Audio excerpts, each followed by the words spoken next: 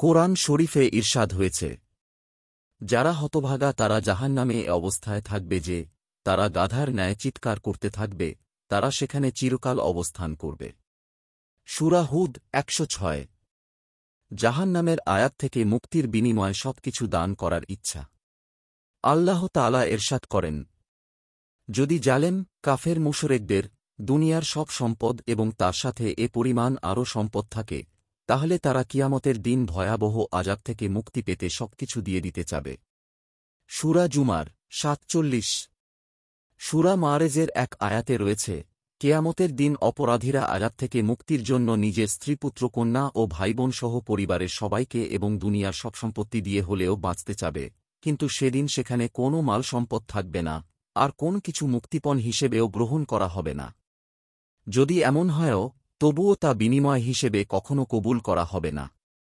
যেমন সূরা মায়েদায় বর্ণিত হয়েছে, যারা কাফের, যদি তাদের কাছে দুনিয়াতে যত সম্পত্তি আছে এবং সমপরিমাণ আরও সম্পত্তি দেয়া হয়, তাহলে তারা কেয়ামতের দিনের ভয়াবহ আযাব থেকে মুক্তি পেতে তাদের সবকিছুই মুক্তিপণ হিসেবে দিয়ে দিতে চাবে, অথচ তাদের থেকে তা কবুল করা হবে না, আর তাদের জন্য রয়েছে মর্মান্তিক শাস্তি। সূরা মাইদা ৩৬। জান্নাতীদের হাসি। কোরআন শরীফে ইরশাদ হয়েছে, জান্নাতীরা জাহান্নামীদের অবস্থা দেখে হাসতে থাকবে। সূরা মুতাফফিফিনে বলা হয়েছে, আজ ঈমানদাররা কাফেরদের নিয়ে তাদের অবস্থা দেখে হাসবে এবং পালঙ্কসমূহের উপর বসে তাদের অবস্থা দেখতে থাকবে। মুতাফফিফিন ৩৪-৩৫।